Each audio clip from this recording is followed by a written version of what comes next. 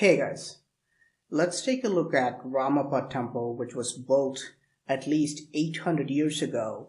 And by the end of this video, I think you would agree with me that ancient builders must have used a very advanced technology similar to modern day technology.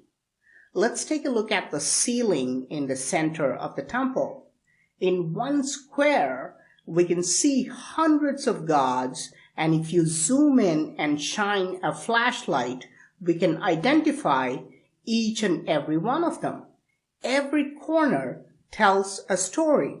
We are not going to examine the complex spiral designs which look like 3D cymatic patterns. We are not going to look at the protruding buds and the centerpiece which is hanging out in the middle. We are only going to zoom in on these smaller figures which are less than 1 inch long. This temple was invaded by a commander called Malik Kafur, and he destroyed many of these figures. But what's fascinating is that after he destroyed the figures, you can clearly see the X mark behind them. This means there is a gap between each small idol and the surface at the back. The idols are very small, less than 1 inch long, so the gaps between the idol and the background must have been in millimeters. So how did anyone create these X marks behind them within these small gaps? Forget about ancient machining technology.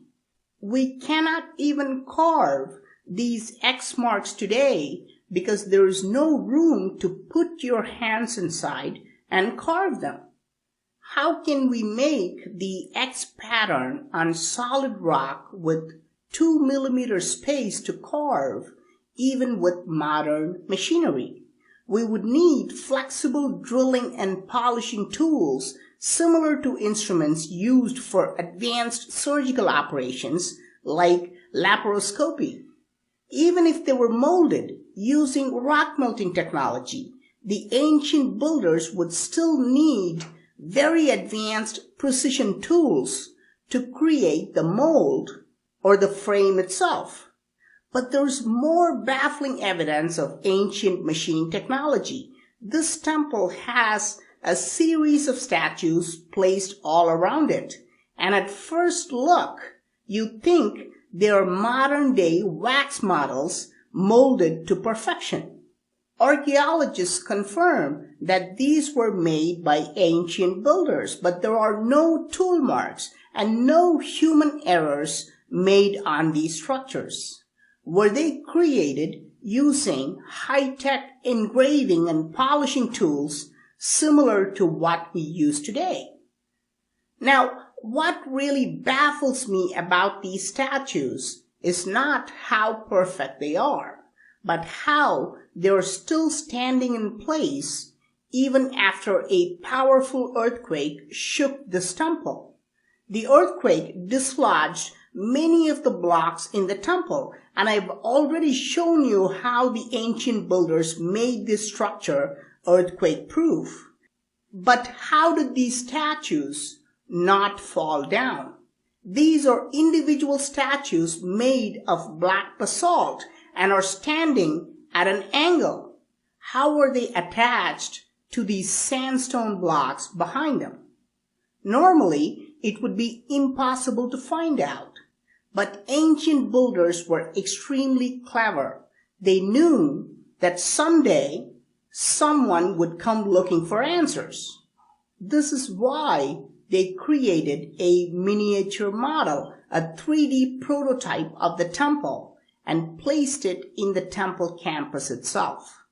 And all I had to do was identify the spots where the statues would have been placed.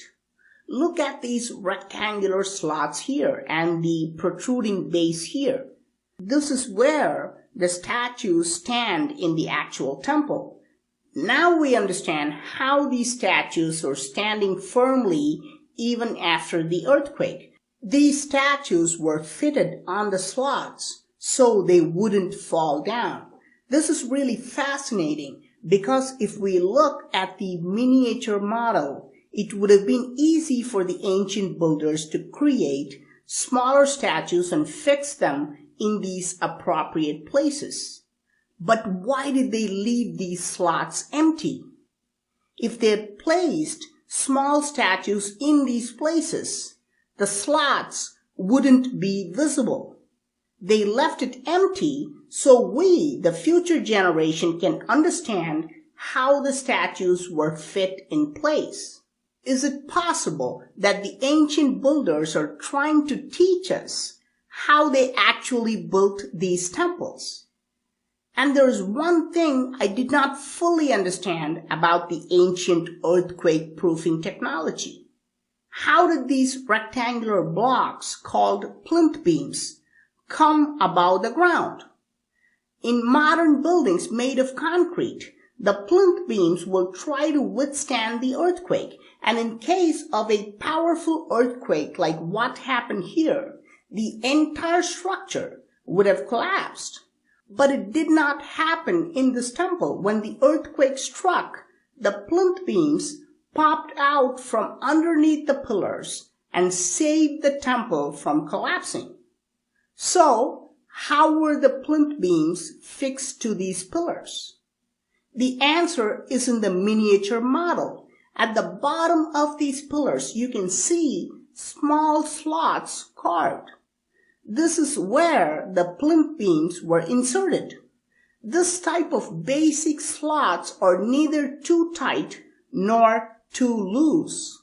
When a powerful earthquake occurs, the pillars would let go of the plinth beams and the plinth beams will break, saving the temple from collapsing.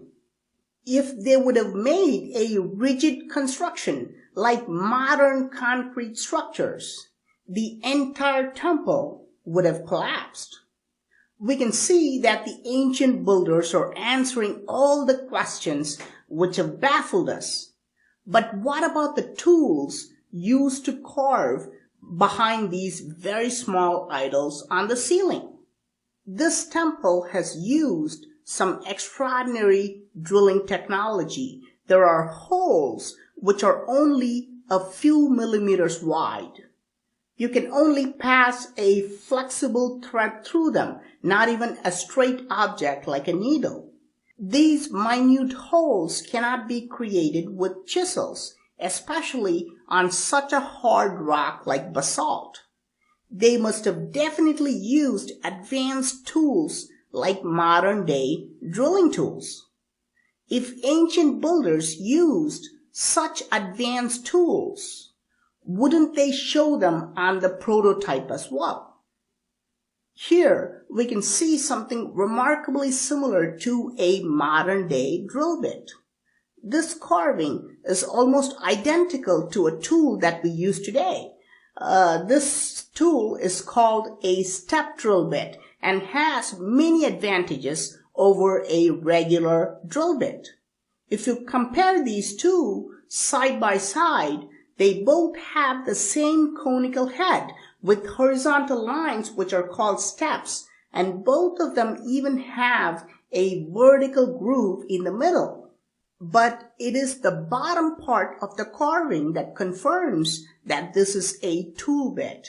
Today, our tool bits have a hexagonal stopper at the base to lock it into the chuck and not slip. They also have a cylindrical groove at the top of it. This 800-year-old figure shows the exact same thing, except that it has a square base to lock into the chuck, and it has the same cylindrical groove.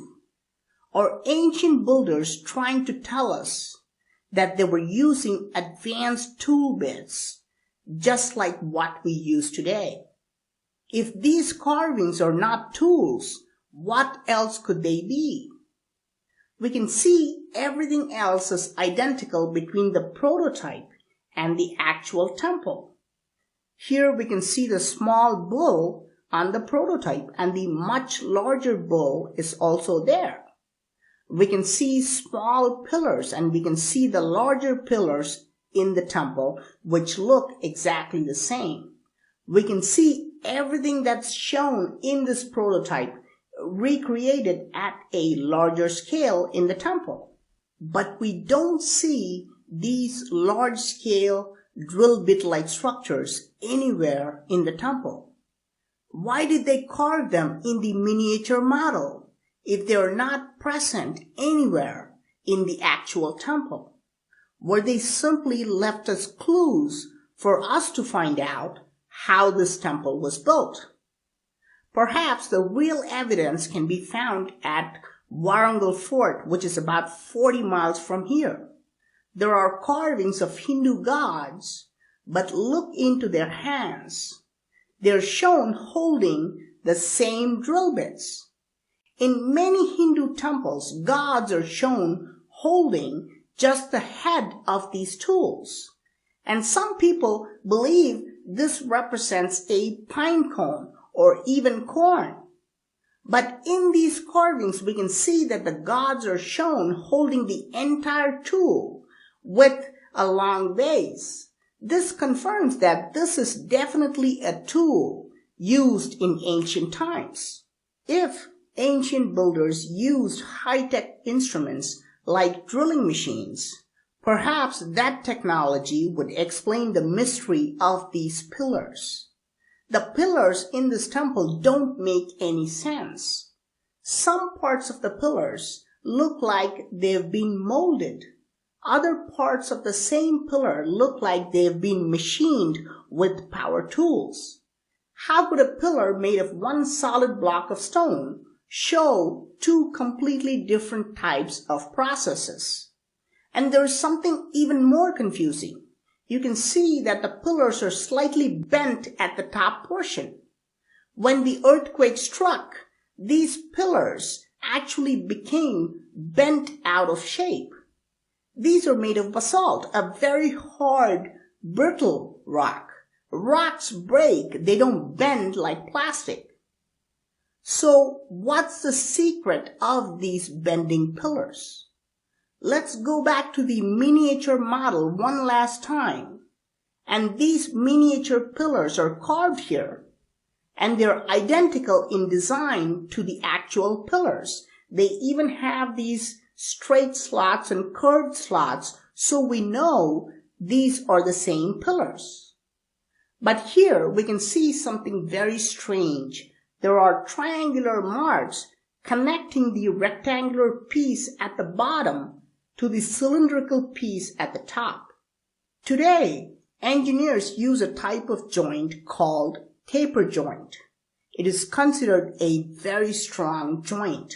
To connect two different parts, one part is created with a tapered protrusion and the other part will have a tapered hole. And both these parts will be connected by force, and it is nearly impossible to separate them afterwards. Is it possible that these conical symbols represent taper joint to show that these two separate stone blocks were joined together to make one single pillar? Does the bottom stone have a tapered protrusion and the top stone have a tapered hole? This theory perfectly explains why the pillars look bent at the top. The pillars made of single stone would have broken, but these pillars must have been made of several blocks and assembled with tapered joints, which is why they are bent. But at this point, the whole idea of taper jointing several blocks to make a pillar is just a theory. To really prove this, I would have to climb about 8 feet and examine these pillars to see if they are in fact made of multiple blocks. And archaeology department refused to give me permission to examine these pillars. But I really had to find out, and there are a few abandoned ancient temples nearby which are not maintained by the Department of Archaeology. I mean, no one even enters these temples. So I decided to go to a temple called the Underground Temple, which was built around the same time. I will show you this temple in another video, but we are going to find if these pillars are made of one solid piece or if they were made by joining different blocks. And I find exactly what we are looking for. The joint is clearly visible at the top, and you can see it has dislocated a little bit when earthquake struck. If you look inside, you can even see how these two stone blocks are joined. There is a protruding piece on the bottom stone, which is fitting inside the hole of the stone at the top. There is no doubt that this was the same technology used in the pillars of Ramappa Temple. I think for the very first time in many centuries, we are actually beginning to understand what the ancient builders are trying to say. They've put these symbols of tools, joints, and slots for teaching us about their technology. And I think we have successfully decoded these symbols. What do you think? Please let me know your thoughts in the comment section. I'm Praveen Mohan. Thanks a lot for watching. Don't forget to subscribe and also click on the bell button to get all the updates. Please share this video with your friends and give this video a thumbs up, and I will talk to you soon. Bye.